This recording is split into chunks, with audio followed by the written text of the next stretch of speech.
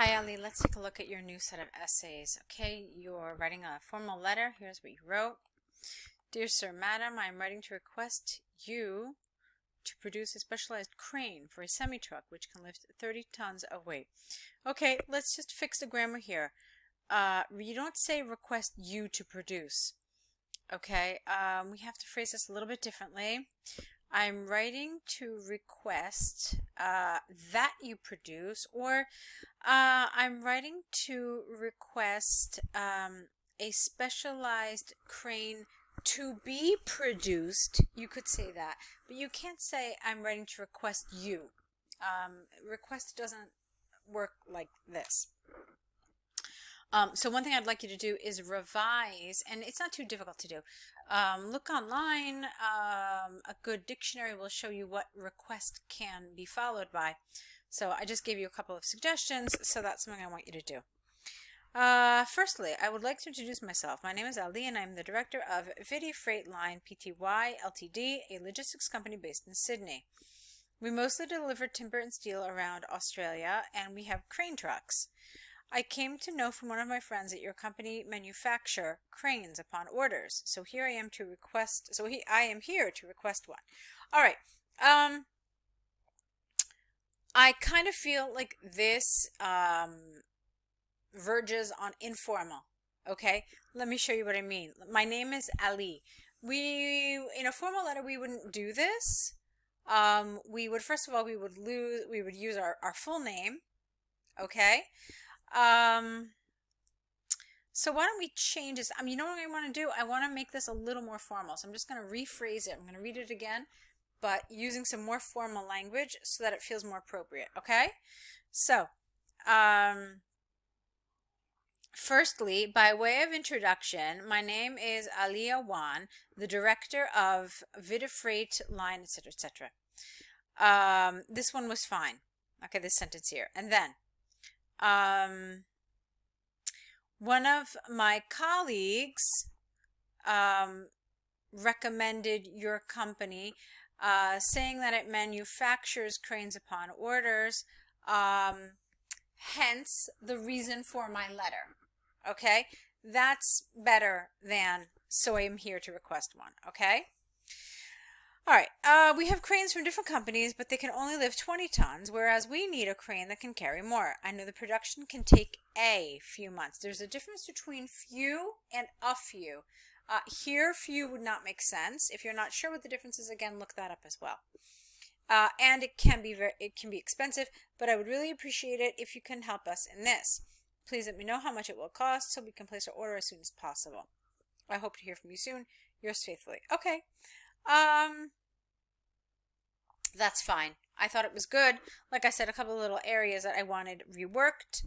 But on the whole, it was a well-written letter. It was nicely done. Okay, just be careful about some of these expressions that feel a little informal. Okay, so let's see here your task 2 about working before university study. Okay.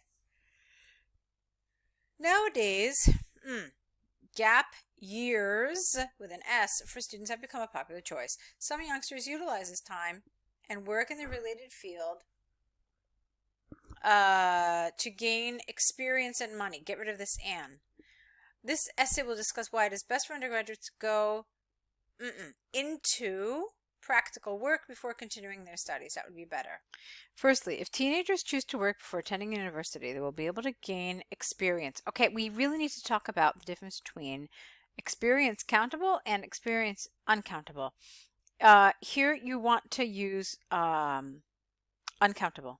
Okay, so gain experience meaning a collection of different experiences countable, which give you the skills and the tools to move forward in your career. That's the experience you want.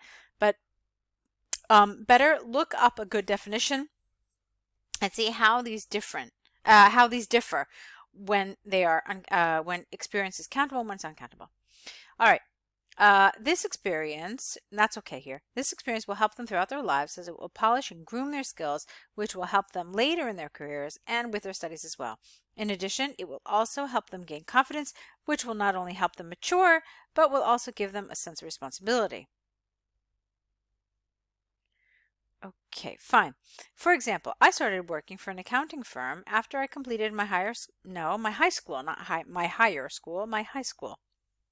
Even better would be after I completed high school, which helped me a lot in the future as I was able to understand theoretical skills better at university, and it also boosted my confidence.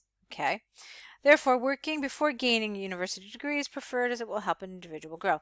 All right, this is lovely. It's really well done. I just can't shake the feeling that I have to kind of look it through, but I really do feel like you've got a lot of repetition here in a couple of different places.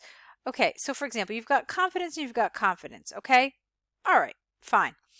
And then, where was that? Gain confidence, gain a university degree.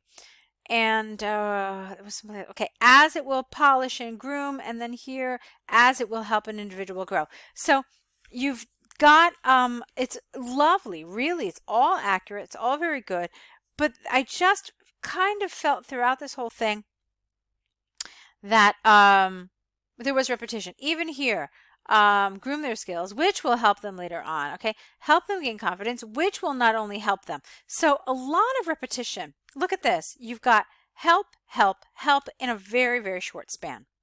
So the more I look at it, and look, even down here, help.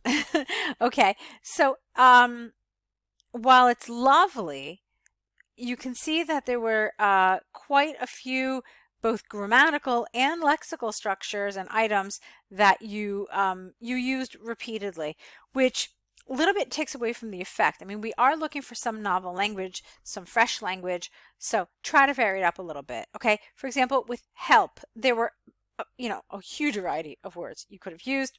Think about some of them, because obviously help is a word that you find you need to use a lot in your essays. So find another word. Aid, assist. I mean, there are tons. So look up some good synonyms. Also the same thing with gain. You used gain here a number of times. So try finding some good alternatives to the word gain. Okay? And also, while it's great to see people using relative clauses, with which, for example, using them and using them correctly, there are some other more sophisticated things that you can do. Because when you know one advanced structure and you just keep using it over and over again, it stops being effective. All right. So you're going to need to show some other way that you can use advanced grammar. All right, let's move on. Secondly, working before attending an institute will support a person financially. This is a good opportunity for an individual to not do savings, but to maybe create savings, or to, what kind of word what verb would be better with savings? To set aside savings, you could say, that will help them to pay their tuition fees later. There's that word help again. Moreover, it will also make them get independent. You don't get, but you become independent. For instance, I used to have financial issues, S, in my family, and rather than depending on my parents, I worked full-time and saved, D, money, which helped. There's help again. Count how many times you've helped me to pay for my expenses at the university. Thus, a person should work before going to a university, as it will, I'm not going to say it again, make money. In conclusion, it's conclusively clear that one will definitely benefit if they work before starting their degree, as it will them gain experience and money. Okay? I think you get my point. I'm sure at this point now, too, you see that you really use the word help a million times. So that's something you need to correct. It was a nicely written essay. You definitely have personal examples that support, and that was very nice. The grammar was very good. I just think that where you are now, you're going to need to use some other advanced structures. Okay, you're doing all this really accurately. Everything you're doing really well. So now the next step is to take it a level higher. Okay, and utilize some more advanced structures. Like, let me give you an example. Over here in this paragraph, you could have used a nice example of inversion, and I'll show you where. Now, I complained earlier, you know what I mean. I kind of pointed out earlier that you used again, which will do this, which will do this. Well, there was a great way that you could have used another advanced structure called inversion, and you could have rewritten this sentence. Let me show you exactly what I mean. So, in addition, it will also help them gain experience. Full stop. Not only would this help them mature, but it would also give them a sense of responsibility. Okay, that's one of the ways we use inversion. If you're not sure, again, I recommend that you refer to a high level and advanced grammar book, or some other advanced resource online to talk about how you can use this and how to kind of bring new elements of like higher level grammar into your writing. All right, it was lovely, really. It was very good. It was very good in which sense? It was very good in terms of task achievement and in terms of coherence and cohesion. For me, even though you have some advanced grammar, I felt that there wasn't enough of a range, and I wanted to see more range, especially since you're aiming for one of those higher band scores. Additionally, you're going to have to do more in terms of vocabulary. This to me felt really like a lot of repetitive vocabulary. I already pointed it out, and so I'd like to see some novel language, some different language, some maybe higher level, less common collocations that would really boost this up to a higher level. Okay, go ahead and correct these. Let's see more work, and let's see you applying some of the feedback from today. Good luck.